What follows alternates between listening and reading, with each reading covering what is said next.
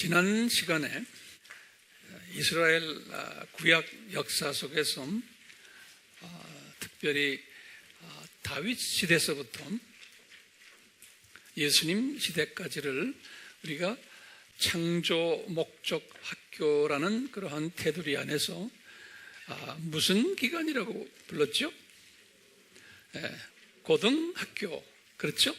고등학교 기간이다. 학교 전체 7,000년 틀에서 이 고등학교 기간 동안에 다윗을 빼놓고 솔로몬부터 시작을 해서 쭉 예수님이 오실 때까지 약 한 1,000년 동안 이 이스라엘 사람들이 어떤 모습으로 살았나라는 이야기가 성경의 절반 이상을 차지해요. 그분들의 그 삶의 모습을 이런 그 기간 속에서 선택받은 하나님의 백성들이 이방 백성들로부터 공격을 받고 핍박을 받고 배척을 받고 미움을 받는 이러한 역사로 점철되어 있어요. 이스라엘의 역사가 그 1,000년 기간이 고등학교 기간이요. 지난 시간에는 특히 제가 이사야 선지자를 집중적으로 조명했는데 오늘도 그렇게 할 것이에요. 이사야 선지자를 통해서 장차 이 북이스라엘이 아시리아라는 제국의 핍박을 받고 완전히 병합이 되고 그 나라를 통해서 망할 것을 예언을 했어요. 그 예언이 그대로 이사야 선지자가 눈을 뜨고 있을 때 그것이 성취가 됐어요. 주전 722년에 이사야 선지자를 위시해서 그 당시에 선지자들이 남유다 지방이 예루살렘에 있는 남유다 지방도 하나님이 때가 되면은 구체적으로 말해서 그 당시에 이미 바벨론 제국이 없었을 때예요. 그런데 바벨론이라는 제국에 의해서 남유다가 망할 것을 예언을 또 했어요. 그러니까 이 역사의 주인 되시는 예수님께서 722년 사건, 586 사건, 이 사건들이 일어나기 전에 미리 다 그런 제국들을 세워서 그런 제국들을 통해서 하나님의 백성들이 혼쭐이 날 것을 이렇게 예언자들을 통해서 말씀을 했어요. 이런 그 시스템이 역사의 주인이 되신 예수님, 역사를 통치하시는 예수님이 미리 다 디자인하신 거예요. 똑같이 오늘날 지금 일어나는 모든 우리 이 동북아시아의 4대 강국들의 그 틈바구니에서 저희들 남북이 갈라져 가지고 이런 일들 일어나는 것들, 이것들이 누구에 의해서 디자인이 됐어요? 안 됐어요? 이건 우리 예수님에 의해서 아주 퍼펙트하게 디자인이 돼 가지고 움직여지는 걸로 우리는 이 성서를 보면서 이것을 깨달아야 돼요. 이 하나님의 자녀들은요. 그런데 이렇게 디자인을 한 것을 이 하나님의 자녀들인데도 소수만 깨닫고 다수는 깨닫지를 못했어요. 그 깨달은 소수를 뭐라고 불렀죠? 지난 시간에 우리 남은 자들이라 그랬어요. 몇 프로예요? 약 한 10% 정도라고 그랬죠? 성경에 보면 10% 정도. 요 사람들이 깨닫는다는 거예요. 요 남은 자들. 근데 그 남은 자들은 자기네가 잘나서가 아니고 은혜를 받은 자들이라고 그랬어요. 그래서 이제 바울에게도 말하기를 로마서 11장 5절에 바울아 너도 1세기 때 남은 자인데 너도 은혜를 받았기 때문에 남은 자 대열에 들어갔다는 거예요. 이러면서 이제 호세아 선지자에게 예수님이 말씀하시는 거예요. 얘들아, 너희들이 네 민족이 왜 이렇게 외침을 받고 이 강한 제국들을 내가 일으켜가지고 그분들을 통해서 어려움을 주는지 아느냐? 호세아 선지자에게 딱 가르쳐주는 거예요. 그러니까 호세아 선지자가 귀를 딱 열고는 뭡니까? 그러니까 너희들이 지식이 없어서 그렇다는 거예요. 네. 우리 호세아서 4장 6절에 그렇죠? 지식이 없어서 이런 모습들이 된다는 거예요. 이것도 하나님의 아주 퍼펙트한 디자인 속에서 지금 지식이 없게끔 만들어 놓은 거예요. 자, 그러면 우리가 질문이 던져요. 그럼 어떤 지식을 말합니까? 라고 우리가 또 질문 던져야 돼요. 무슨 지식입니까? 이 세상 우리 학교에서 배우는 그런 지식입니까? 이 세상 상식입니까? 이런 지식이 아닌 거예요. 성서에서 말하는 지식은요. 예수님께서 말씀한 지식은요. 그 지식이 뭐냐? 첫 번째는 두 종류가 있어요. 큰 종류는 뭐냐? 네 종류의 뭐예요? 신비. 네 종류의 신비에 대한 지식이 없는 거예요. 하나님의 자녀들인데도 그 지식 우리 공부했죠? 뭡니까?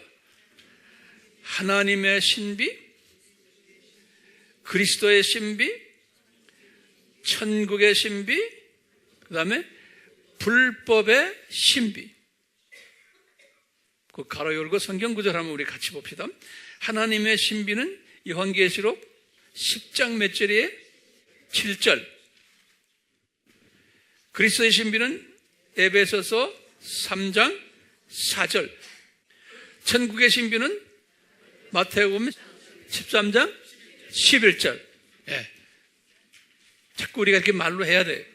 그 다음에 불법의 신비는 데살로니가 후서 2장 7절. 예. 자, 우선 지식은 요 네 가지 신비를 철저하게 깨달아야 되는 거예요. 이 지식이 없으면 이게 성서가 수화가 안 돼요. 두 번째 신비가 뭐냐? 이 창조 목적 학교의 필수 과목들. 우리가 만든 우리 과목들 있죠? 그 과목들이 뭐예요? 처음에 창조 목적론, 두 번째 뭐예요? 삼위일체론, 그 다음에 예수님이 누군가에 대한 기독론, 그 다음에 예수님이 구원하신 분이니까 구원론, 그 다음에 이제 하나님의 자녀가 된다면 성화가 돼야 돼. 그러니까 성화론, 그 다음에 이 성화된 사람들이 모여서 교회를 만들어요. 교회론, 그 다음에 뭐예요? 교회만 있으면 안 돼요. 그 다음에 뭐예요? 나가 선교를 해야 돼요. 선교론, 그 다음에 마지막으로 뭐예요? 종말론. 이 모든 이론을, 성서적 학설들을 우리가 이것을 알아야 되는 거예요. 그런데 네 가지 신비를 우선적으로 알아야 돼요. 이 네 가지 신비들을 우선 안 다음에 이 필수 과목들을 단계적으로 공부를 해야 돼요. 네. 그러면서 그러는 거예요. 호세아에게 너희들이 이 지식이 없어서 망하는데, 너희들이 지식이 없기 때문에 너희들에게 아수르 제국을 세우고 바벨론 제국을 세워가지고 그들로 하여금 너희들을 혼쭐을 내도록 함으로 너희들이 지식이 필요하구나 라는 것을 깨닫게 될 것이라는 거예요. 이 고통을 통해서. 그런데 문제가 있어요. 이 네 가지 신비들이나 요 창조 목적 학교의 필수 과목들을 요 고등학교 학생들, 구약의 이스라엘 사람들에게 이것을 구체적으로 체계적으로 가르쳐 주지를 않았어요. 그냥 둘이 뭉실하게 가르쳐 줬어요. 추상적으로. 예컨대 율법 잘 지켜라. 우상 섬기지 마라. 또는 그게 수직계명이. 수평계명으로는 너희들 가난한 사람들 잘 돌보고 과부나 고아들, 사회적으로 소외된 자들 또는 이방인들까지 이런 사람들을 잘 대접해라. 여기 수평계명이 이렇게만 하셨지. 그래 놓고는 너희들 왜 수직계명도 안 지키고 너희들 왜 수평계명도 안 지키느냐. 특별히 누굴 가지고 이야기하냐면 서기관들아, 너 바리새인들아, 제사장들아, 소위 그 지도자들이에요. 바리새인들아, 서기관들아, 제사장들아, 심지어는 선지자들아. 이 선지자들도 이 가짜 선지자들이 많은 거예요. 너희 이런 소위 하위 계층, 높은 계층 너희들아, 너희들 이거 안 지키기 때문에 내가 722년 586 사건을 일으킬 것이고 일으켰단다에 이렇게 말씀하시는 거예요. 이분들이 이렇게 하면 매를 맞고는 그 다음엔 뭘 깨닫냐면 선지자들, 진짜 선지자들을 통해서 지식이 얼마나 중요하다는 것을 가르쳐 주기 시작하시는 거예요. 지식이. 특히 솔로몬에게 먼저 가르쳤어요. 우리 잠언 1장 7절에 이런 말씀을 했어요. 여호와를 경외하는 것이, 그건 예수님을 경외하는 것이 지식의 시작이다. 그런 거예요. 이 말은 뭐예요? 여호와를 경외한다. 예수님을 경외하는 것이 지식의 시작이다. 잠언 1장 7절에. 그건 우상 섬기지 않는 것. 두 번째로요, 똑같이 솔로몬에게 잠언 23장 12절에 너희들 지식의 말씀에 귀를 기울여라. 그러는 거예요. 그런데 이스라엘 사람들은 기울이질 않았어요. 세 번째로 또 솔로몬에게 잠언 10장 21절에 미련한 자는 지식이 없는 자다라는 거예요. 미련한 자는 지식이 없는 자예요. 지금 이건 우리가 예수 믿는 사람들을 놓고 이야기하는 거예요. 지식이 없다는 건 뭐예요? 미련한 자는 이게 4대 신비를 모르고 그 다음에 뭘 모르는 거예요? 필수 과목을 모르면서 하나님의 자녀가 된 사람들. 이런 사람들이 고등학교 때 몇 프로 정도 돼요? 약 90% 정도가 그런 사람들인 거예요. 고등학교 때. 그런데 이 고등학교 때의 이 모습이 신약에 와서 그대로 적용이 되는 거예요. 그대로. 네 번째로요, 잠언 1장 22절에 보면 미련한 자들은 지식을 미워한다고 그랬어요. 우리 지금 신약 때도 마찬가지예요. 지금 4대 신비를 가르쳐주면 싫어가지고 아유 어렵습니다. 관심 없는 사람 대부분이에요. 그 다음에 필수 과목 이야기하면 그 관심 있는 사람 많아요? 별로 없어요. 성경 구절 한 구절을 더 드릴게요. 잠언 21장 11절에 솔로몬이 그랬어요. 교훈을 받으면 지식이 더하느니라 그랬어요. 교훈을 받으면 지식이 더하느니라. 이렇게 솔로몬을 통해서 성령님께서, 예수님께서 솔로몬에게 이렇게 잠언을 가르쳐 줬어요. 그런데 이 솔로몬이 죽기 전에 솔로몬도 여기에 빠져버렸던 사람이에요. 근데 이분은 그래도 어느 정도 지식이 있어가지고 이 잠언도 기록하고 전도서도 기록하고 어느 정도 있었던 분인데 한계가 있었어요. 왜냐하면 이분은 이 지식을 가지고서 수직계명을 이분이 위배했던 사람이에요. 나중 말년에.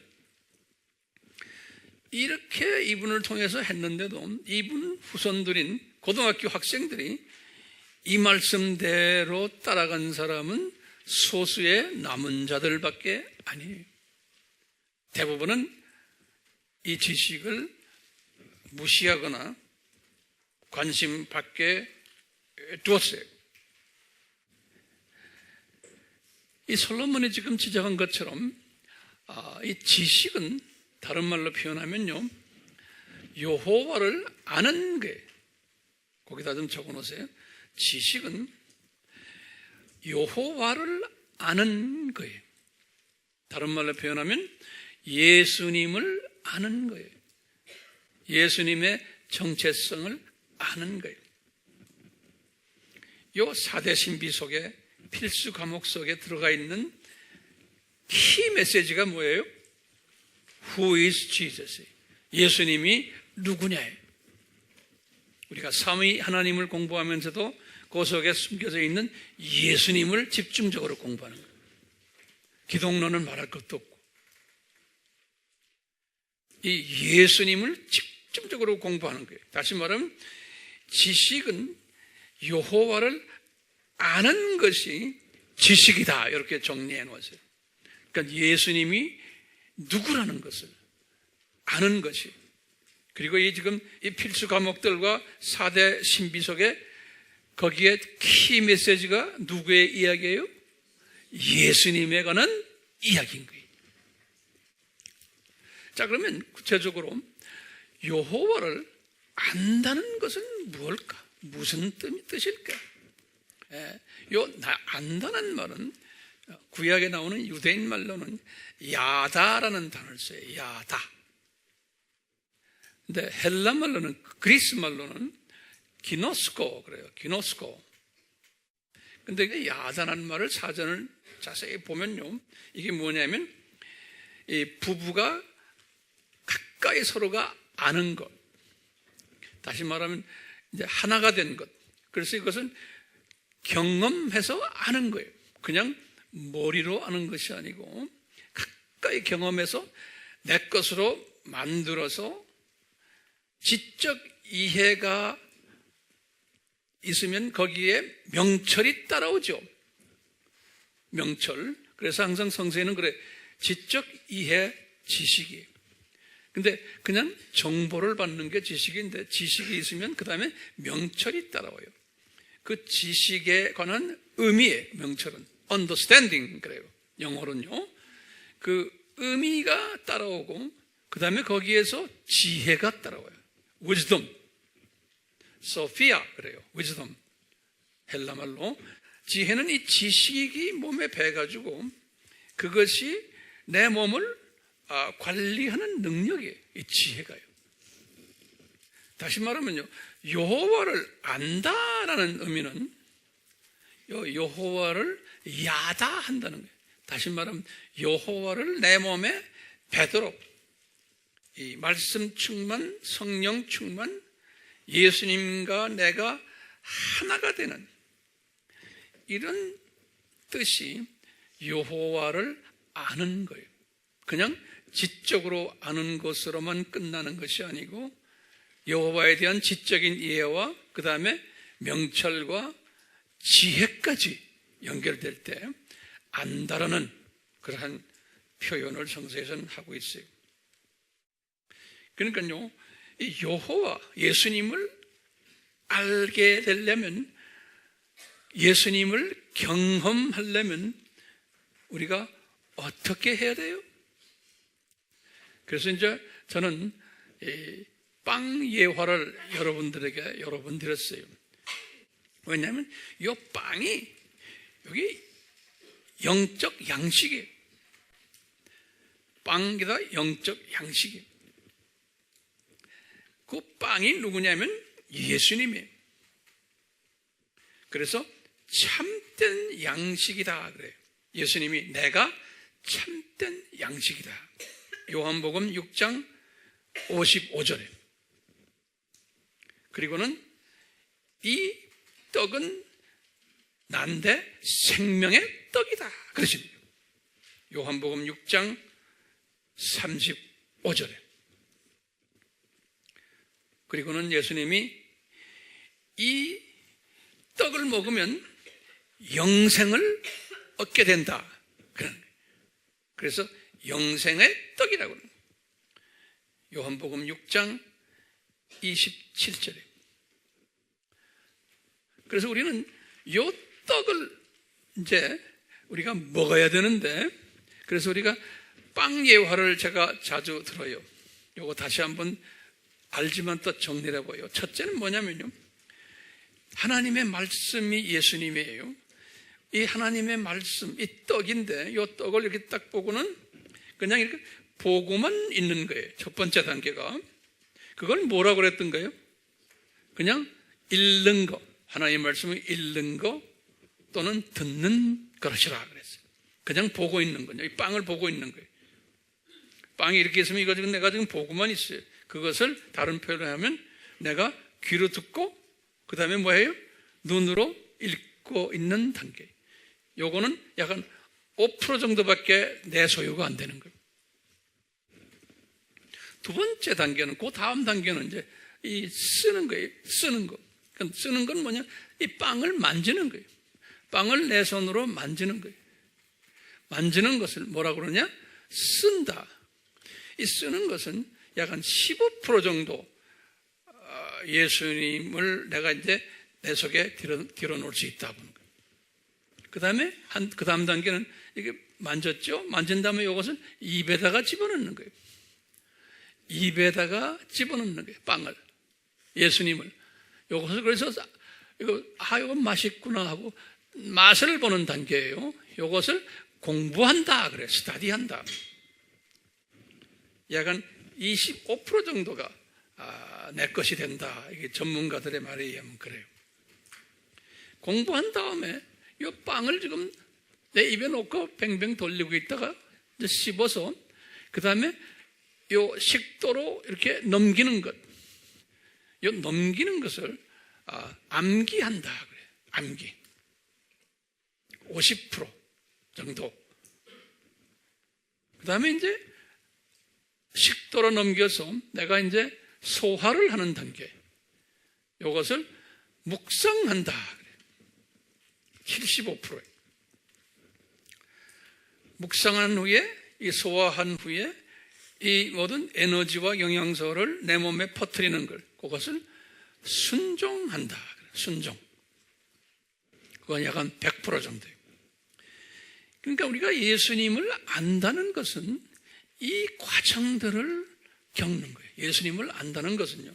그래서 예수님이 우리가 어느 정도 깊이 알려면은 이 하나님의 말씀을, 지금 하나님의 말씀이 뭐죠? 이 지식이에요. 4대 신비를, 그 다음에 필수 과목들을 내가 듣고 읽고 쓰고 공부하고 암기하고 묵상하고 그것을 내가 가르치고 이런 순종하는 이런 일들이 할 때 내가 안다, 예수님을 안다라고 말할 수 있다는 거예요. 다시 말하면 경험하는 거예요. 그냥 지적으로만 이해하는 것이 안다가 아니라는 거예요. 이렇게 알면은 우리 크리스천들이 이제 지식이 날로 발전이 되는 거예요. 그래서 이 지식은 한번 알고 거기서 끝나는 게 아니고 발전이 돼요. 날로 발전이 되는 거예요. 그래서 베드로가 이런 말을 했어요. 베드로후서 3장 18절에 베드로후서 3장 18절에 베드로가 뭐냐고 그러냐면 자기 제자들에게 그랬어요. 그분이 느낀 거예요. 성령님이 그분이 그걸 느꼈기 때문에 성령님이 그분을 통해서 말씀하신 거예요. 얘들아, 예수 그리스도를 아는 지식이 너희 안에서 성장되기를 원하노라. 예수 그리스도를 아는 지식이 너희들에게서 성장되기를 원하노라. 저도 마찬가지예요. 우리 교인들에게 이것이 성장되기를 원하는 마음에서 오늘도 내가 이 주제를 가지고 말씀드리는 거예요. 그렇죠? 네. 바울은 기가 막힌 말씀을 한 두 가지 했어요. 바울은 에베소서 3장 18절, 우리 잘 아는 말씀이에요.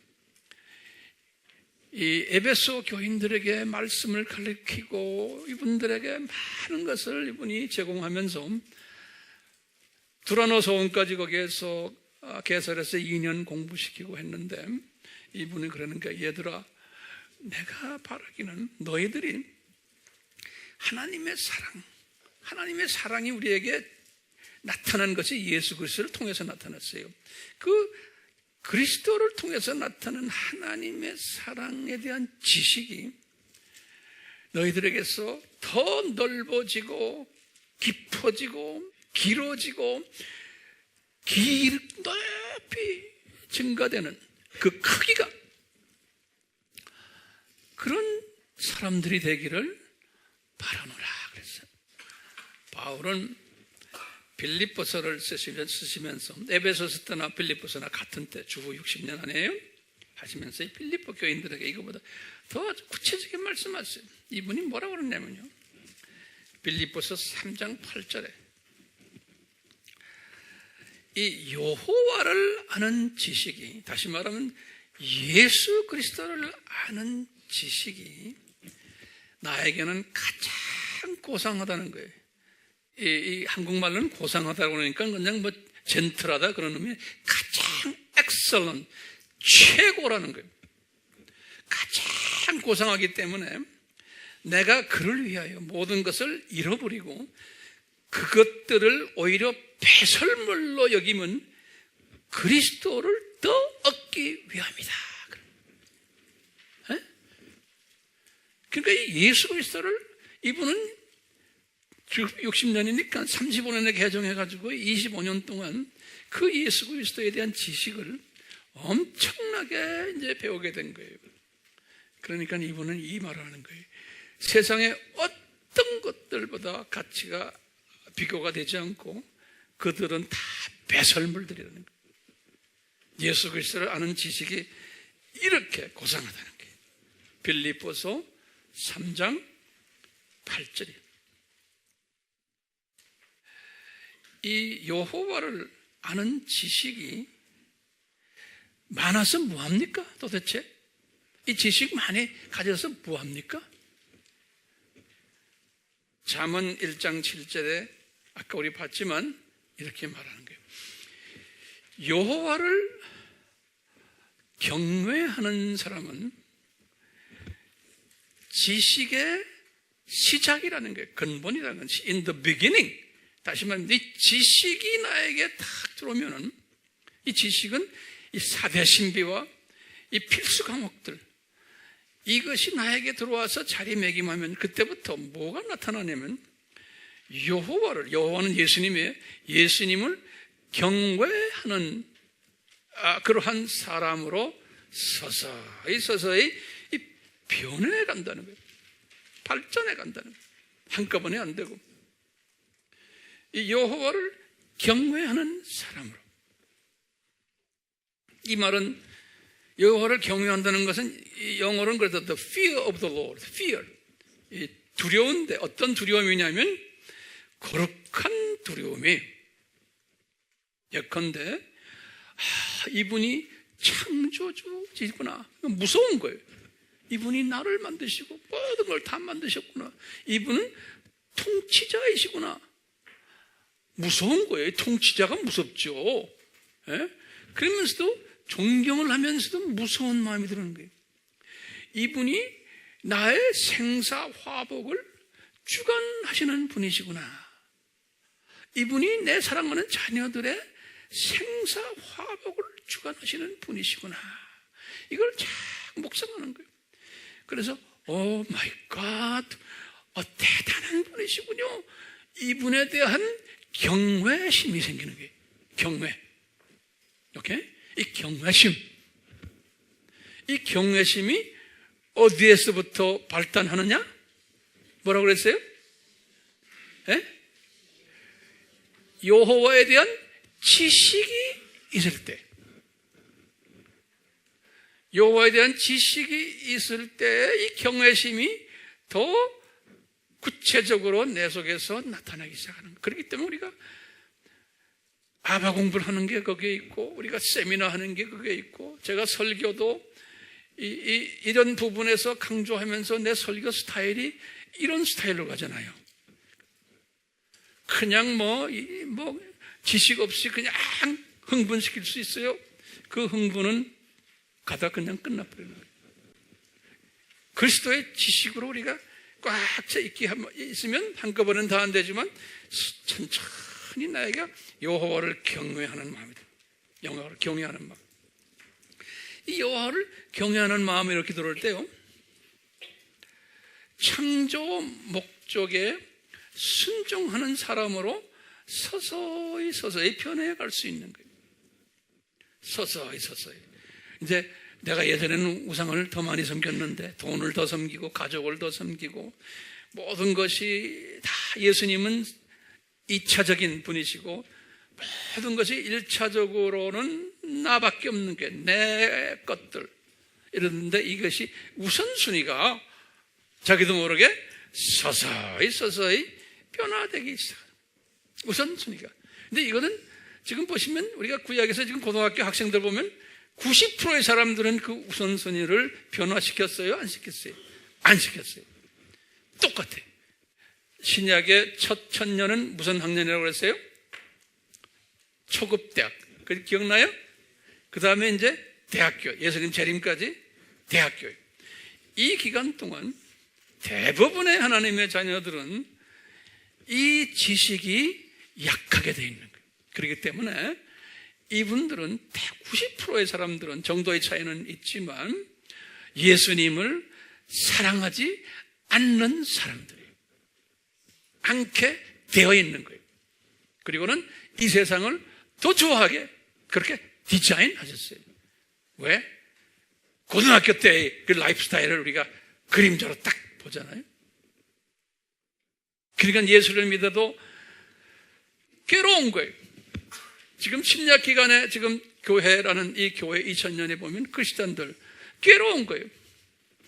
뭐가 잘 풀리지도 않고, 잡놈들이 와서 나를 괴롭히고, 사업을 해도 쫄딱쫄딱 망하고, 그러니까 또 와서 울고 짜고, 그러다 또 좀 하다 또 망하고, 아이돌도 잘 되는 놈도 있고 안 되는 놈도 있고, 하여튼 복잡한 거예요. 그러니까 예수 믿는 게 재미가 없는 거예요. 재미가 없어요. 이게 왜 이래요? 그러면 답이 어느 정도 좀 보여죠? 예? 하나님의 디자인이에요. 네. 그러니까요, 여호와께서 모세에게 그랬죠. 너희들 이 지식에 충만해가지고 창조 목적대로 잘 순종하면 너희들에게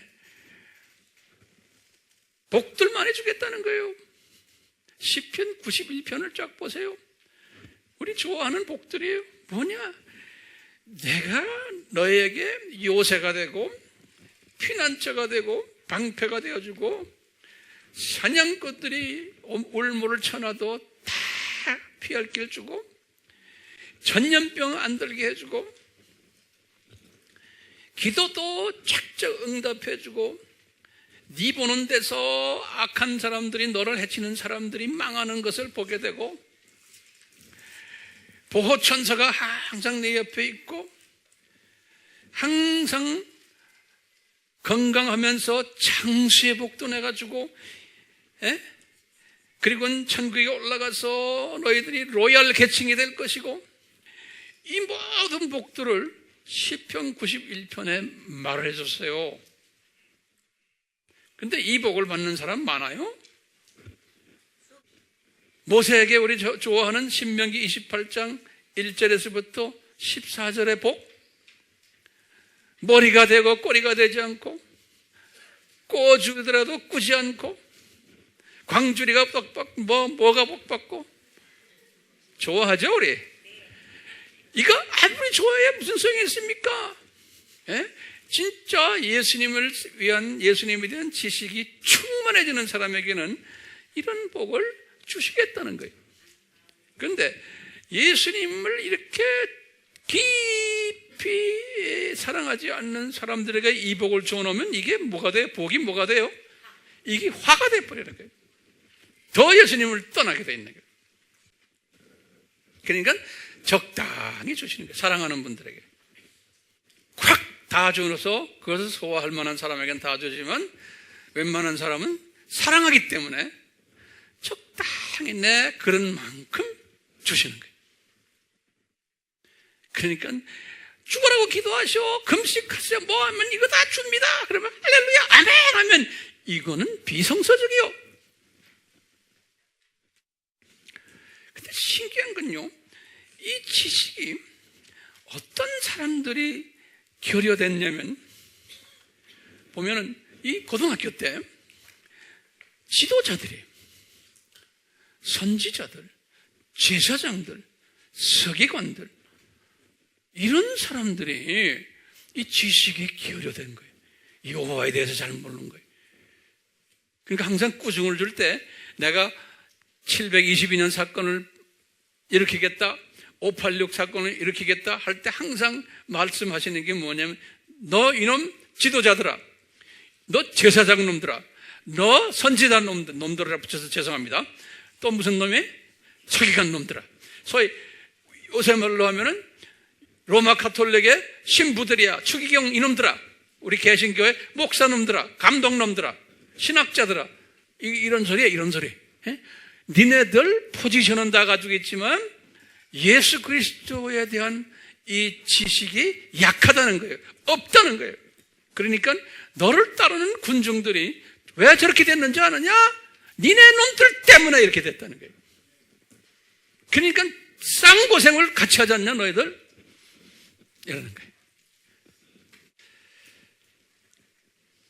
이사야서 28장 9절에도 똑같이 뭐라고 그러냐면, 이사야한테 이제 말씀하시는 게 있어요. 아주 기가 막힌 말씀들 하시는데요, 28장 9절에 그랬어요. 이 지도자 놈들이 어떤 놈들인지 아느냐? 금방 엄마에게서 젖을 뗀 영적 어린아이들이라는 거예요.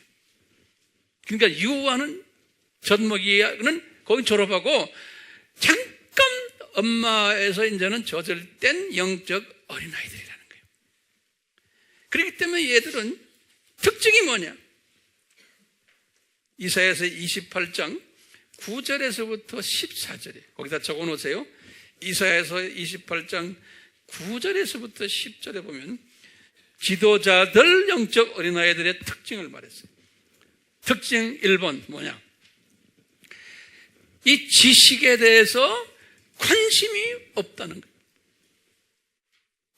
타이틀은 다 지도자들인데 이 지식에 대해서는 관심이 없다는 거예요. 두 번째, 이 지식을 받을 만한 그릇이 준비가 안 됐다는 거예요. 그래서 이사야한테 그랬어요. 얘들에게, 이 영적 어린아이 지도자들에게 이 지식을 가져라고, 이 지식에 대해서 내가 복잡하게 이야기하지 않고 단순하게 다 가르쳐 줬다는 거예요. 모세오경 주고, 율법 주고, 또 역사서도 주고, 출애굽 스토리도 주고, 시편도 주고, 이거 다 줬는데 그걸 아무리 봐도 이 영적 어린아이들은 그 안에 숨겨진 예수 그리스도에 대한, 내게의 신비에 대한 것, 이 필수 과목에 대해서 깨닫지를 못한다는 거예요. 이런 걸 다 줘도. 그렇기 때문에 소화를 못하니까 뭐라 그러냐면, 여기에서 조금 좀 주고 저 스토리에서 조금 좀 주고 한꺼번에 다 못 주니까요. 그리고는 그 조금 준 것을 계속 반복으로 말해준다는 거예요. 반복으로, 반복하고 또 반복하고. 그렇게 줘도 못 들으려고 하고 안 들으려고 한다는 거예요. 이사야서 28장 12절은 그랬어요. 건성으로 듣는 거예요. 건성으로. 이 구약의 모든 이 스토리들이 누구에 관한 이야기예요? 예수님이 뭐라고 그랬어요? 요한복음 5장 39절에 이 유대인 지도자들에게 예수님이 직접 뭐라고 그랬어요? 이 모든 구약의 스토리들은 나에 관한 이야기다. 그랬죠? 그 다음에 이분이 예수님이 또 부활하시고는 또 두 번씩이나 말했죠. 제자들에게. 누가복음 24장 27절 또 44절에 구약의 모든 내용들을 봐라. 다 나에 관한 이야기라는 거예요. 나에 관한 이야기. 그런데 이 사람들 무관심하다는 거예요. 네. 그러면서 이분이요, 이사야를 통해서 여호와께서 예수님이 뭐라고 그러냐면요, 이사야서 29장 9절에서 16절을 딱 보면요, 뭐라고 그러냐면 기가 막힌 말씀하셨어요. 뭐냐? 이사야야, 이들에게 내가 뭘 준지 아느냐? 깊은 잠을 자게 하는 영을 내가 부어줘 놨다는 거예요. 이거 믿을만해요? 영어로는 그렇죠. The spirit of deep sleep. 깊은 잠을 자도록 이 지도자들에게 그렇게 해놨다는 거예요. 똑같이 교회 시대에도요, 이 지도자들이요, 많은 지도자들이 있고, 여기다 타이틀 다 달고 다니지만, 많은 지도자들이 깊은 영적 잠을 자도록 그분들이 나빠서가 아니에요. 예수님이 그렇게 만들어 놨다는 거예요. 그런 사람들 욕을 하면 안 돼요. 문제는 그런 사람들 그러지 말고 여기서 있는 황 목사도 거기에 속할 수가 있어요. 그러니까 나도 잠을 깨려고 이렇게 노력하는 거예요. 예? 여러분들도 마찬가지예요. 이 잠에서 깨어나야 되잖아요. 이 잠에서 깨어나라고 지금 이 시간에 지금 이렇게 내가 땀을 내면서 소리 지르잖아요. 잠에서 이렇게 잠자고 있고 눈도 가려 있고 그랬어요. 그 다음에 하나님의 말씀이 들어있는 책이 있는데 그 책을 그들에게는 책을 봉해버렸다는 거예요. 봉해버렸다. 이 성경 말씀을 봉해버렸기 때문에 이 책을 읽을 수가 없다는 거예요. 읽을 수가. 그리고는 이들이 겉으로는 지혜로운 자들이라고 말하지만 무슨 신학 박사에다 뭐에다 목회 많이 하고 경험 많고 타이틀 그거 현자들이지만 지혜가 없다는 거예요. 명철이 숨겨져 버렸다는 거예요. 이렇게 고등학교 때 예수님이 내가 그렇게 만들어냈단다 그러시는 거예요. 유대인들이 지도자들이 그런 모습이 되도록. 그래서 이 사람들이 우상을 저렇게 섬겼단다. 우상을 섬기니까 어떻게 돼요? 에? 우상 그분들이 섬겼기 때문에 722년 586년 사건이 오게끔 디자인하셨다는 거예요. 그러니까 이 디자인된 것을 이사야에게 쭉 나머지 선지자들이 있죠? 미리미리 예언시킨 거예요. 그러니까 이분들이 눈 감긴 것은 이분들이 나빠서가 아니고 하나님의 완전한 뭐예요? 프로그램이에요. 디자인이.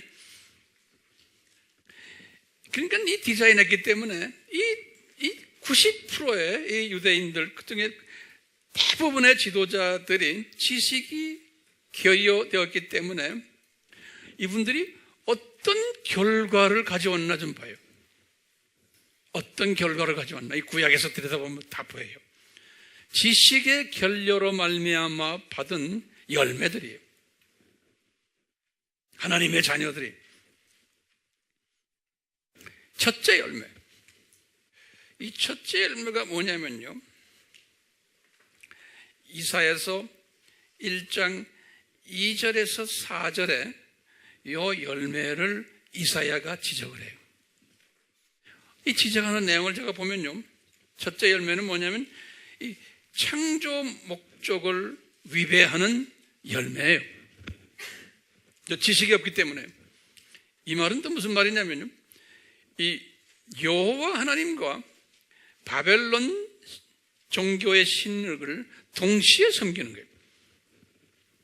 여호와 하나님과 바벨론 종교 신을 동시에 섬기는 행위를 한다는 거예요. 지식이 없기 때문에. 그 모습을 이사야가 지적을 했어요. 이사야서 1장 2절에서 4절에 제가 2절부터 한번 여러분들 성경 열어봐 주세요. 이사야서 1장 이사야서를 시작하면서 제일 먼저 아예 그 인트로덕션으로 말해주는 거예요. 이사야야, 이 문제점들을 먼저 적어라. 그러면서 그 문제점이 2절부터 쭉 보세요. 제 성경과 여러분 성경과 좀 번역이 좀 다를 수도 있어요. 오 하늘이여 들으라. 오 땅이여 귀를 기울이라. 주께서 말씀하셨도다. 내가 자녀들을 양육하고 육성시켰으나 그들이 나를 거역하였도다. 이 자녀들은 지금 누굽니까? 하나님의 자녀들이에요. 그렇죠? 3절에요. 소도 자기 주인을 알고 나귀도 자기 주인의 구유를 알건만 이스라엘은 알지 못하고 나의 백성은 깨닫지 못하는 도다. 이 말은 무슨 말씀을 지금 예수님이 말씀하세요? 이놈들이 두 주인 섬기는구나. 본 주인하고 또 잡놈 또 같이 섬기는구나. 그런 소리예요. 그 다음에 그러면서 소와 나귀를 비유를 들었어요. 4절에 보세요. 아, 이 죄지은 민족이요 죄악을 짊어진 백성이요. 그러니까 이 죄악하면 이게 뭡니까? 무슨 죄예요? 창조 목적이에요. 그렇죠? 창조 목적이지. 그냥 뭐 잡다한 그냥 이런 죄들 이야기하는 게 아니에요. 지금 여기 뭐 우상 섬기는 죄, 창조 목적 어긴 죄들이에요. 행악자들의 씨앗이요. 그러니까 행악자들이라는 건 무슨 소리예요? 창조 목적을 위배한 자들이라는 소리예요. 행악자들의 씨앗이요. 부패한 자손들이요. 이 부패하다는 것도 똑같아요. 영적으로 부패했던 거. 이거 지금 일반 도덕적인 윤리적인 이런 이야기하는 거 아니에요. 아멘이요? 그거 아셔야 돼요. 부패한 자손들이요. 그들은 주를 버렸고 그들은 이스라엘의 거룩한 분을 성나게 하였으며 그들은 타락하여 멀리 갔도다. 지금 요 이사야서를 시작하시면서 제일 먼저 이사야에게 말씀하신 것이 요 말씀이에요. 하나님의 자녀들이 두 주인을 섬긴다는 거예요. 똑같이 요 고등학교 시절이에요. 똑같이 교회 시대에 보면 패턴이 똑같다는 거예요. 그 다음에요, 이 두 번째 열매를 좀 봅시다. 이사야서 1장에 11절에서 15절을 보시면 두 번째 열매가 나와요. 이 지식이 없이 사는 하나님의 자녀들이 만드는 열매. 자, 11절 보세요. 어떤 열매인가? 이것은 형식주의 예배를 드리는 장면이에요. 형식주의 예배를 드리는 장면. 이것도 신약교회에서도 똑같았어요. 자, 보세요. 11절. 너희의 수많은 희생제물들이 내게 무슨 소용이 있느냐? 주가 말하노라. 나는 수양들의 번제물들과 살찐 짐승들의 기름으로 배 불렀으며 또 나는 수송아지들이나 어린 양들이나 순염소들의 피를 기뻐하지 아니하노라. 변질된 유월절 제사 드리는 거예요. 그렇죠? 제사는 엄청나게 드려요. 새벽 때부터 수요 예배, 금요 철야 하는데 이런 모습이라는 거예요. 네, 왜 거기엔 누구 이야기가 빠진 거예요? 순수 유월절 어린 양 이야기는 빠지고 딴짓을 한다는 거예요. 변질된 예배들이. 12절에 너희가 내 앞에 나타날 때, 예배드리러 오고 할 때 너의 손에 이것을 가져와 내 뜰을 밟으라고 누가 요구하였느냐? 다시 말하면 교회 열심히 다니지만 이런 그 엉터리 예배를 드리러 오는 사람들에게 말씀하시는 거예요. 13절에 헛된 예물을 더 이상 가져오지 말아라. 분향은 내게 가증하며 새 달들과 안식들과 집회들을 모으는 것도 내가 견딜 수 없으니 심지어 엄숙한 모임까지도 악한 것이니라. 거룩한 모임까지도. 여기 지금 왜 그래요? 뭐가 빠진 거예요? 요 지식이 빠졌어요. 지식이 빠졌다는 것은 예수 그리스도의 아주 순수한 정체성이 빠져버린 거예요. 예수 그리스도에 대해서 어느 정도 그냥 겉으로는 알고 있지, 이 과목들, 이 신비들에 대해서는 잘 모르는 거예요. 14절 보세요. 너희의 새 달들과 정한 명절들, 이거 다 절기 지키는 이야기예요. 내 혼이 싫어하노라. 그것들은 내게 짐이 되고 내가 지기에 피곤하노라. 15절에 너희가 너희 손을 내밀 때면 기도하고 막 손 올리고 그러잖아요. 뭐 이거 기도하고 찬양합니다. 뭐 이거 주십자 저거 기도하잖아요. 너희가 너희 손을 내밀 때면 나는 너희에게 내 눈을 가리리라. 예수님의 눈을 감으시겠다는 거예요. 정녕 너희가 기도를 많이 할 때에도 내가 듣지 아니하리니 너의 손은 피로 가득하도다. 무조건 기도만 많이 하면 된다는 게 아니에요. 기도는 많이 할수록 좋죠. 그렇지만 어떤 사람이냐가 더 중요한 거예요. 어디에 초점을 맞추고 있느냐가 더 중요하다는 말씀에 유대인들이 얼마나 예루살렘 성전 재건을 해놓고, 지금 이게 예루살렘 성전을 지금 여기 지금 이사야 때는 성전이 무너지기 전에요. 성전이 586에 무너졌죠. 722에 관한 이야기니까 이제 북쪽 이스라엘 사람들, 거기에 왕들 20명 중에 거의 대부분이 다가 이런 짓 했죠. 그렇죠? 기억나시죠? 그 중에 한 분만 절반짜리 누구예요? 예후. 몇 대요? 11대. 우리가 이런 지식을 다 공부할 필요가 있어요, 없어요? 있어요, 없어요? 있어요. 뭐 예후가 11대 뭐 어떻고 15대는 어떻고 뭐 그런 공부합니까? 그렇게 말하는 사람 있죠? 그런 사람 몰라서 그래요. 몰라서. 이 지식은 절대로 필요한 거예요. 이런 창조 목적 위배하고 형식주의 예배 때문에 예수님이 화가 나셨다라는 말씀 있었죠? 이사야서 1장 4절에 예수님이 화가 나서야지만 722 사건이 일어날 수 있어요. 그렇죠? 우리 예수님은 공의의 하나님이시기 때문에 뭐가 잘못된 거를 지적을 해놓고 그 다음에 이제 거기에 대한 처벌을 할 수 있어요. 그러니까 이분들이 예수님을 화나도록 지금 만드신 거예요. 철저한 계획 속에서. 그래서 이분이 거룩한 화를 내시고는 722년 사건을 일으키시겠다고 이사야에게 예언하셨어요. 이사야에게. 그 이사야에게 예언하신 성경 구절을 제가 쭉 드릴 테니까 적어보세요. 이사야서입니다. 준비됐어요? 1장 5절에서 8절. 8장 1절에서 22절. 9장 8절에서 21절. 10장 5절에서 19절.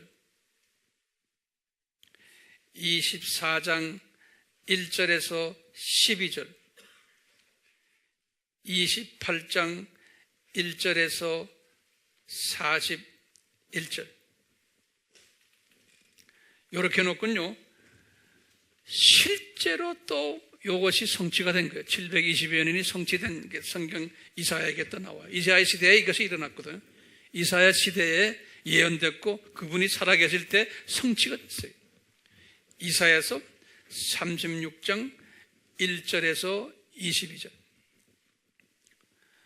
열왕기하 17장 1절에서 41절이에요. 똑같이 이사야 때는 아닌데 이사야에게 586을 바벨론 사건을 또 예언을 하셨어요. 미래에 일어날 일을. 성경 구절 드릴게요. 이사야에 관한 이야기요. 이사야서 3장 1절에서 11절, 이사야서 3장 16절에서 26절, 이사야서 5장 1절에서 19절, 이사야서 7장 17절에서 25절, 이사야서 13장 1절에서 16절, 이사야서 14장 1절에서 3절, 이사야서 24장 1절에서 12절. 굉장히 많아요. 이사야서 28장 14절에서 29절, 이사야서 29장 1절에서 6절. 이렇게 하시고는 예레미야에게 말씀하셨어요. 이분들이 586 사건이 이제 일어날 것을 예레미야가 말씀하시고는, 그리고는 예레미야에게 계속해서 뭐라고 그랬냐면 70년 후에 회복될 것을, 귀환할 것을, 예레미야 25장 11절에서 12절에 이런 가운데요, 하나님은 남은 자들을 예비하시겠다라고 이 선지자들에게 말씀했어요. 남은 자들을, 그러니까 요 지식을 가질 자들. 그래서 우상 섬기는 열매를 맺지 않고 형식적인 비성서적인 예배를 드리는 것을 싫어하는 소수의 남은 자들을 준비시키겠다 그랬어요. 거기에 대한 성경 구절을 드릴게요. 이사야서 1장 9절, 이사야서 4장 1절에서 6절, 이사야서 6장 13절, 또 이사야서 10장 20절에서 23절, 이사야서 11장 11절, 이사야서 28장 5절, 예레미야 23장 3절,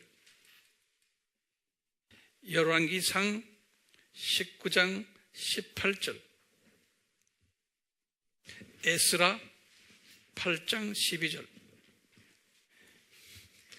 이들은 다 은혜로, 하나님이 특별한 은혜를 받은 자들로, 이제 바울도 그런 사람이라고 예수님이 바울에게 말씀하셨어요. 로마서 9장 5절에. 그리고요, 이 두 사건 이후에 다시 회복시켜 주시겠다라는 약속이 있어요. 그러니까 하나님이 훈련시킨 다음에 꼭 회복을 시켜주죠. 혼쭐을 내시고는 우리 삶에도 그대로 다 적용이 돼요. 첫 번째, 이사야서 3장 12절에서 15절, 또 이사야서 4장 1절에서 6절, 그리고는 예레미야에게도 이 회복 메시지를 또 주셨어요. 예레미야는 이사야보다 훨씬 뒷분인데 예레미야는 626년에서 586까지 분이세요. 예언하신 분인데 아까 주셨지만 예레미야서 25장 11절에서 12절 이건 뭐냐면 70년 동안 너희들이 바벨론 노예가 될 것이라는 말씀을 예레미야에게 했어요. 25장 11절에서 12절. 그러나 그건 똑같이 예레미야 29장 10절에서 하신 말씀이 굉장히 또 우리에게 소망을 줘요. 뭐냐면 70년이 차면은 귀환할 것인데 남은 자들이 귀환할 것이다. 남은 자들이. 그래서 귀환한 사람들은 많지 않았어요. 이렇게 보면 이 소정의 창조 목적 교육 훈련 과정을 마치면 꼭 회복을 시키시는,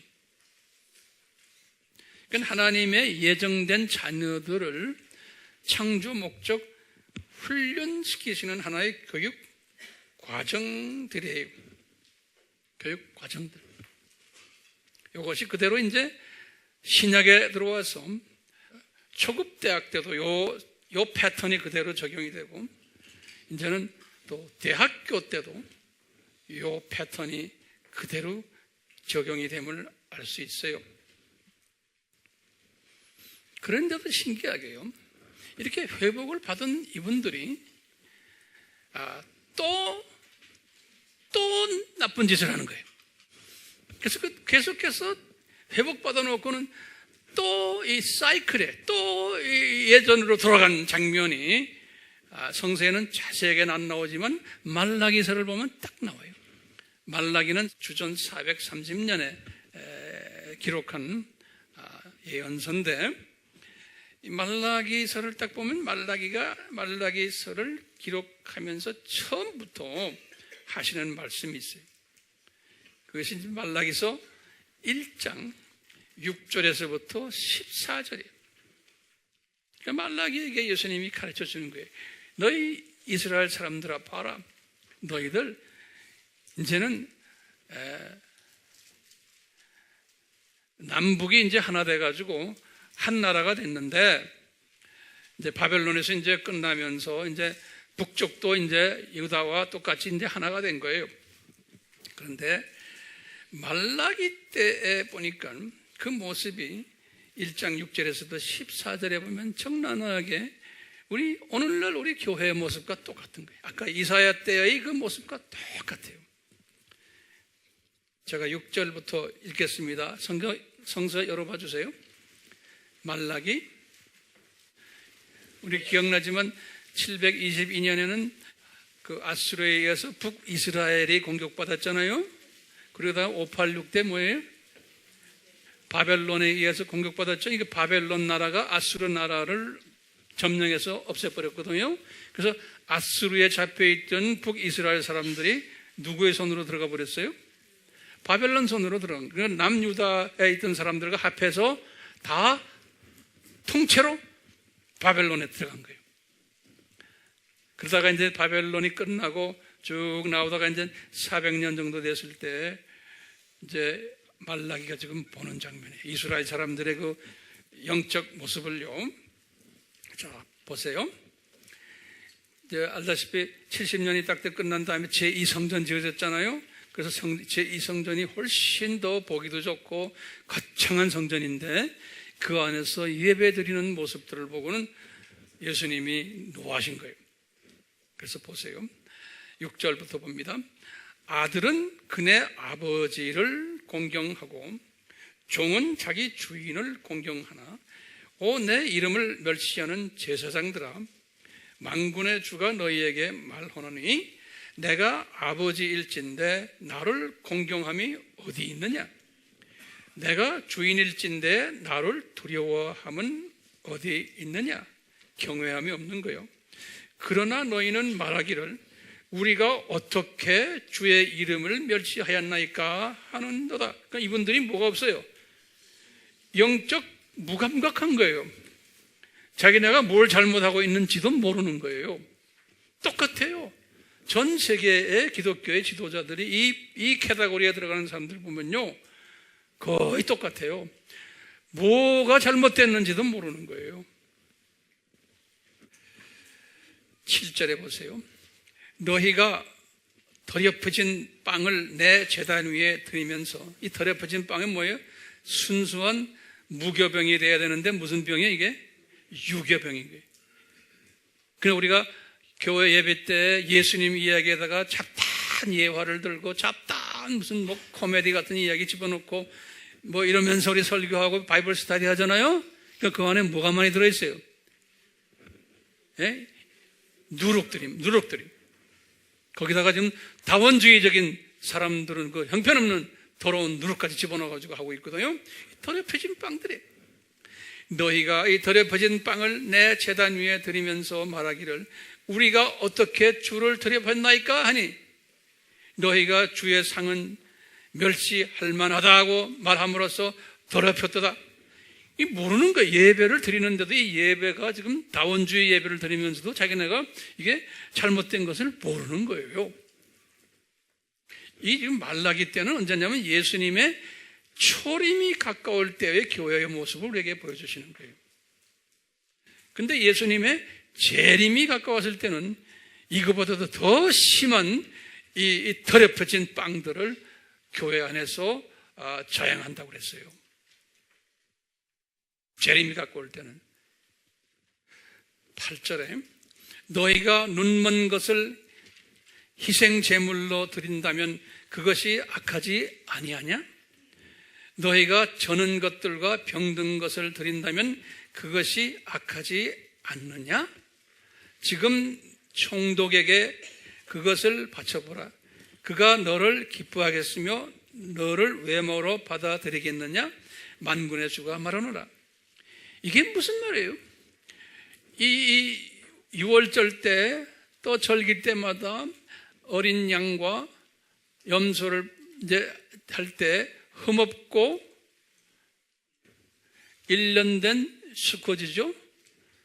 병들면 안 되고 며칠 동안 점검했어요? 4일 동안 점검까지 했잖아요. 그런데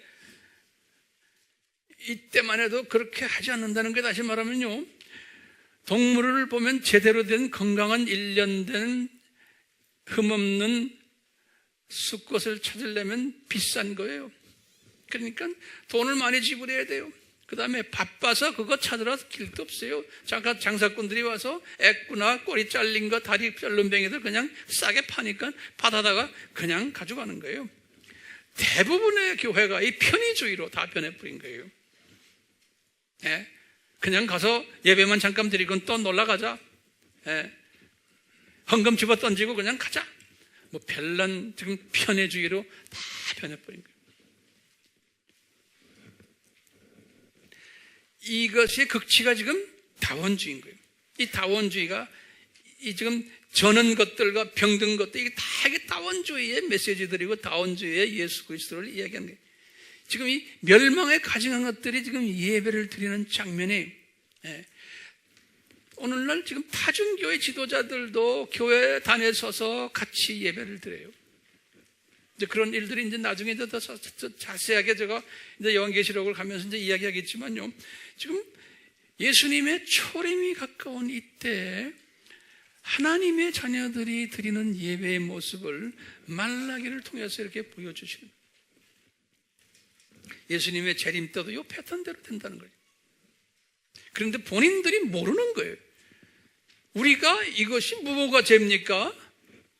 이렇게들 반문하는 이분들의 모습들 예수님이 다 기록해 했어요. 9절입니다. 이제 내가 너희에게 청하노니 너희는 우리에게 은혜를 베풀어 달라고 하나님께 구하라. 이것이 너희의 방법이었습니다. 그가 너희를 왜 물어보시겠느냐? 만군의 주가 말하노라. 다시 말하면 이 지도자들아, 이 목회자들아, 이 교계의 지도자들아, 너희들이 뭐가 없어서 지금 이런 짓 하느냐? 그러니까 뭐라고 그랬어요? 은혜가 없어서 그렇다는 거예요. 무슨 은혜예요? 남은 자의 은혜. 요 남은 자 속에 들어가는 은혜를 너희들이 구해라. 11절에 보면 이는 해 뜨는 데서부터 해 지는 데까지 내 이름이 이방인 가운데서 위대하게 될 것이기 때문이다. 지금 이분이 이 11절, 14절 보시면요, 팍 점프해서 이 교회 시대의 모습을 이야기해요. 이분들이 지금 이렇게 되면서 이 유대인들이 이렇게 눈이 감기고 이렇게 되는 건, 제사를 이런 식으로 드리는 건 거기에 뭐가 깔려 있냐면 너희들이 이런 짓 하니까 내가 내 은혜를 이방인들에게 내가 넘기겠다는 거예요. 이건 신약시대의 모습 그대로 보여줘요. 유대인들은 눈이 감기고 복음이 이방인에게 넘어가는 그 모습을 미리 이분들이 이런 짓 하면서 예수님께서 이분들에게 예언하시는 거예요. 그래서 보세요. 11절에 이는 해 뜨는 데서부터 해 지는 데까지 전 세계를 이야기하는 거예요. 내 이름이 이방인들 가운데서 위대하게 될 것이기 때문이다.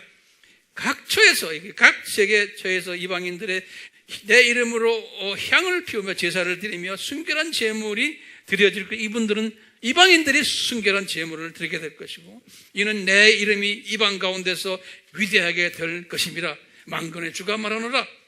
14절에 만군의 주가 말하노라. 이는 내가 위대한 왕이요 내 이름이 이방 가운데서 두렵기 때문이라.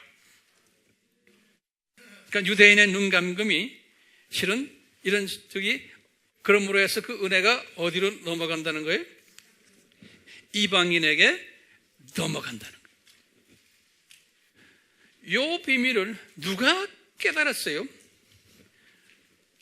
유대인의 남은 자들이 이것을 깨달은 사람들. 이 큰 그림을. 그러면 우리 질문이 하나 있어요. 왜 하나님은 이렇게 하나님의 자녀들을 크게 둘로 구분을 하시는가? 90%의 일반 하나님의 자녀들과 10%의 남은 자들. 왜 이렇게 구분하시는가? 그러면 저는 깨닫기를 첫째, 우리는 지금 학교 다니는데 학생들을 이렇게 구분해 놓은 거예요. 그래서 우리는 이 세상에 살다가 어딜 가는 사람이에요? 이제 본향으로 올라가는 사람들. 학교가 이제 끝나면은 졸업해서 올라갈 사람들인데, 저 동네에 올라가면 저 동네는 계층 사회이기 때문에 그런 거예요. 저 동네는 계층 사회. 그것도 그 세분하면 여러 계층이 있는 거예요. 계층 사회이기 때문에 그렇고, 이 계층 사회인데 누구를 어느 포지션에 세워야 될까를 정해야 되는 잣대가 필요한 거예요. 왜요? 하나님은, 우리 예수님은 공의의 하나님이시기 때문에 잣대가 필요한 거예요. 누구를 어디에 앉히고 누구를 어디에 앉히고. 그렇기 때문에 이 잣대가 필요하고, 이 잣대를 가지고 결정하기 위해서는 이 세상에 하나님의 자녀들을 여러 모습으로 창조 목적을 어느 그 정도의 차이에서 여러 모습으로 다양하게 만들어 놓으신 거예요. 그러니까 하나님의, 예수님의 주권하에서 이제 은혜의 분량을 어떤 분들은 이만큼 주고, 남은 자 같은 사람, 남은 자들도 그 안에 또 계층이 있을 거예요. 그래서 은혜의 분량을 이렇게 따라서 하나님의 자녀들에게 허락하시고, 두 번째는 은혜의 분량을 받은 사람들은 거기에 따라오는 게 뭐냐면 믿음의 분량이에요. 은혜를 얼만큼 받은 거에 의해서 믿음도 그 분량이 또 따라오는 거예요. 믿음의 분량에다가 성경에서는 은사의 분량이라는 단어를 써요. 이것이 다 은혜의 분량에 맞춰서 믿음의 분량도 따라오고 은사의 분량도 따라오고 이렇게 따라오는데, 문제는 뭐냐? 저도 그렇고 여러분들도 그렇고 나는 어디에 속해 있냐 이거예요. 어떻게 알아요? 이 은혜의 지식을 받은 자는 제목을 적어놓으세요. 몇 가지 특징들이 있어요. 다시 말하면 높은 계층에 있는 사람들, 다시 말하면 남은 자 대열에 들어오는 사람은 그 특징들이 있어요. 첫 번째 특징이 뭐냐면요, 이 창조학교, 이 창조학교의 구조를 쫙 보는 사람이에요. 그 안에 교장 예수님 계시고 부교장 사탄이 있고 그 조직들을 우리가 공부했죠? 그것을 쫙 한 눈으로 보는 사람이에요. 그걸 보군요, 항상 그것을 묵상하는 사람이에요. 그걸 보면서 지금 오늘날 나의 살고 있는 이 현실을 내가 한번 조명하는 거예요. 이걸 묵상하면서 이것을 내가 이 현실을 지금 돌아가는 이 모든 우리나라에 지금 일어나는 일들, 세계에 일어나는 일들, 남북관계, 기타 등등 이것을 조명하면서 이해하는 거예요. 이 큰 그림 속에서. 그리고 이것을 어떻게 내가 대처하는가. 또 지금 우리나라에 지금 진보 정권이 지금 대두됐는데 그분들이 지금 들어와서 하는 일이 뭐냐? 절대 가치를 파괴하고 다원주의를 선호하고 종교 차별을 반대하고 세계 단일 종교를 만들려고 그러고 법제화를 추진하고 인권 우선주의로 동성애자들도 보호하는 법제화를 추진하고 이런 걸 딱 보면서 이 큰 그림을 보는 사람은, 이 창조학교의 구조를 보는 사람은 이런 일들이 당연히 있어야 된다고 믿어요. 안 그러면 이것 때문에 화가 나서 밤잠을 못 자요. 화가 나서 밤잠 못 자요? 그런 사람이 되면 안 되는 거예요. 이 남은 자는 달라요. 시각이 다른 사람들. 이 남은 자들은 이런 이 전체를 보는 은혜를 받은 사람들이에요. 그러니까 이것은 당연히 일어나야 되는 일들을 하는구나. 언젠가는 이런 모든 큰 바벨론 시스템이 이제는 무너질 때가 오죠. 우리 다음에 이제 계속해서 다음에 이제 공부 자세히 할 때가 와요. 그렇기 때문에요, 이런 그 시각을 가진 남은 자는 내가 남은 자인지 아닌지를 어떻게 알아요? 그러면 첫 번째요, 내가 은혜를 받아야 돼요. 그렇죠? 남은 자로 은혜를 받아야 되는데 그 다음에 중요해요. 내가 은혜를 받았는지 안 받았는지 어떻게 구별해요? 네? 이렇게 보시면요, 우리가 구약의 히스기야 왕이나 요시야 왕이나 이런 사람들, 또 신약의 베드로나 바울처럼요, 요 사람들은 은혜를 받은 사람들인데 그 표출한 게 어떻게 나타나냐면 이분들은 그리스도를 아는 지식을 가장 고상하게 생각했던 사람들이에요. 요 히스기야 왕도, 요 요시야 왕도 이 유월절을 지키기 시작하고. 그러니까요, 내가 남은 자녀서 은혜를 받은 남은 자인지 아닌지는 제일 먼저 뭐로 나타나냐면, 뭐예요? 예수 그리스도를 아는 것이 뭐예요? 가장 고상하다는 것을 항상 느끼고 자기 삶에서 보여주는 사람이에요. 다시 말하면요, 세상의 딴 것들은 이게 다 배설물이다라고 고백만 하는 것이 아니고 삶에서 그것을 보여주는 사람이에요. 그 사람은 정녕 남은 자들이에요. 이 남은 자들은 예수님 말씀하셨어요. 우리 마태복음 6장 33절이 다 잘 알잖아요.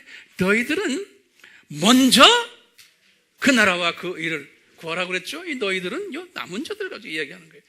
그러니까요, 모든 것은 다 먼저 최우선으로 그 나라와 그 의를 위해서, 예수님과 예수님의 가르침과 이 큰 이 이 학교의 시스템, 이것을 위해서 구하는 자예요. 그러면 나머지는 가족 문제, 여러 가지 복잡한 지금 문제들, 직장 문제, 뭐 여러 가지 문제들은 주님이 나에게 맡겨라 이거예요. 이 맡기는 사람. 그러니까 맡기는 사람과 안 맡기는 사람의 차이점이에요. 그게 믿음의 분량에 따라서 다 주님께 맡겨버리는 거예요. 그리고는 주님이 알아서 하실 거예요. 그리고 주님이 지금 먼저 그 나라와 그 일을 하는 사람이에요. 세 번째 특징이 뭐냐면 이 남은 자가 이렇게 되면요, 이런 사상을 가지면요, 로마서 8장 28절을 고백하는 바울과 같은 사람이 되는 거예요. 로마서 8장 28절 알죠? 우리가 알거니와 하나님을 사랑하는 자, 요 남은 자들이에요. 하나님을 사랑하는 자, 곧 그 뜻대로 부르심을 입은 자들은 모든 것이 합해서 선을 이루니라. 좋은 일, 나쁜 일, 기분 나쁜 일, 어떤 때는 슬픈 일들, 문제가 해결 안 되는 일들, 그래도 주님 좋은 일이 앞으로 있을 것을 저는 믿습니다. 이 믿음을 가지고서 나가는 사람, 그 사람이 어떤 사람이요? 네. 로마서를 57년에 썼잖아요, 바울은 그때부터 이미 다 알았어요. 몇 년 있으면 로마 감옥에도 들어갈 것이고 몇 년 있으면 이제 참수당을 다 하셨어요, 이분이. 그렇기 때문에요, 이 로마서 8장 28절을 믿는 사람은 모든 것이 합해서 선을 이루는 거 알기 때문에 우리 디모데전서 5장 18절에 바울이 그랬잖아요. 모든 일에 감사하는, 좋은 일이나 나쁜 일이나 여러 가지 나를 지금 괴롭히는 사람이 있거나 없거나 모든 일에 주님의 장중에서 이것이 일어나는구나. 그럼 완전히 예수 그리스도를 통치자로 인정하는 사람이에요. 예. 범사에 감사하는 사람이에요. 불평이 없는 거예요. 이런 사람들은 관계성이 좋아질 수밖에 없죠. 나를 좀 마음 아프게 하거나 나를 씹는 사람이나 나를 좀 기분 나쁘게 하는 사람들도 내가 사랑하고 자비를 베풀고 용서해주고 안아줄 수 있게 되는 마음의 풍성함을 가지게 되는, 이 비전을 가진 사람은요, 그러니까 항상 이런 믿음을 가지고 이 비전을 가진 사람은요, 평강이 따라오게 되어 있어요. 평강, 예수 안에서. 그래서 우리가 예수 안에서 평강이란 말이 이런 의미에서의 평강이에요. 이 평강이 있으면요, 우리가 이 세상을 보는 시각이 이 평강을 가져오게 되게 돼 있어요. 이 지금 복잡한 세상사를 딱 보시면서 이 안에서 평강을 가지는 거예요. 우리가 지금 계시록에서 아시아의 7교회를 딱 보세요. 아시아의 7교회를 딱 보면 아시아의 7교회란 건 뭡니까? 신약 2000년 기간 예수님의 초림부터 예수님의 재림까지의 크리스천 커뮤니티를 이야기하네요. 크리스천 커뮤니티. 거기에 7가지의 커뮤니티들이 있다는 거예요. 그 안에. 그렇죠? 그런데 그 안에 5 커뮤니티는 꾸중을 받는 커뮤니티고 2 커뮤니티가 칭찬받는 커뮤니티. 이렇게 디자인하신 거예요. 다시 말하면요, 이제 교회 시대에 교회들은 많겠지만 요 5 교회들은, 교회라는 건 꼭 큰 빌딩만을 이야기하는 것도 아니고 교단이라는 하나의 큰 집합체도 이야기할 수 있고 한 개인도 이야기할 수 있어요. 이 5가지의 사람들은 이 고등학교 때 90%의 사람들의 모습이 그 2 교회, 뭡니까? 서머나 교회와 필라델피아 교회는 그 남은 자의 모습인 거예요. 칭찬받은 거예요. 이렇게 디자인해놨어요. 근데 우리 교회도 요 남은 자 대열의 커뮤니티가 되어야 되잖아요. 그걸 위해서 주님 앞에 우리는 은혜를 베풀어 주십시오. 그 은혜 받은 자들은, 남은 자의 은혜 받은 자들은 어떻게 돼요? 우상을 섬기지 않고 또 최우선으로 그 나라와 그 일을 구하는 일에 우리가 최선을 다하고, 그리고는 주변에 많은 사람들을 볼 때도 로마서 8장 28절의 모습으로 보고, 그리고는 항상 평강을 가지는, 그리고 주님의 재림을 그냥 비전으로 쳐다보는, 그러기 위해서는 우리는 이 세대의 추수꾼 역할을, 마지막 추수라는 추수꾼 역할을 하는 요 교회가 서머나 교회, 필라델피아 교회, 이것이 남은 자 그룹인 거예요. 이런 사람 됩시다. 우리가 남은 자로서 은혜를 받아 저 세상, 이 세상, 저 세상을 한눈으로 볼 수 있는 시각을 은혜로 허락받은 존재들입니다. 이제는 우리 예수님께서 다시 공중 재림하시겠다고 하신 말씀이 이루어지고 있는 이 대학교 그 학기의 마지막을 달려가고 있는 특별한 시대에 저희들이 불림을 받고, 이 마지막 때에 남은 자로서 추수꾼의 역할을 잘 감당하도록 은혜를 주셨습니다. 주님, 이 비전을 가지고 있지 않으면 추수꾼 일도 허사고, 이 추수꾼을 하면서 이 세상의 모든 걱정, 근심, 고통 때문에 손발이 묶여서 아무것도 못하는 그러한 자들은 남은 자가 아니고 추수꾼이 아님을 저희들이 알고 있습니다. 주님, 저희들에게 이 추수꾼이라도 남은 자의 그 버금가는 추수꾼 역할을 할 때에 이 세상의 이 모든 복잡한 일들은 예수님께서 이미 감난선 설교에서 예언해 주셨기에 저희들은 그러한 그 예언 속에서 이 모든 돌아가는 이 일에 빠지지 않게 해주시고, 이것을 독수리가 창공에서 내려다보듯 독수리의 시각으로 보면서 이 폭풍우 속에서도 저희들이 평강을 누리는 복된 자들 되도록 은혜 베풀어 주시옵소서. 지금 이 시간은 예수 그리스도의 무한하신 은혜와 하나님 아버지의 극진하신 사랑하심과 성령님의 끊임없이 가르쳐 주심과 깨닫게 하심과 순종케 하심이 우리 모두에게 항상 있기를 축원하옵나이다.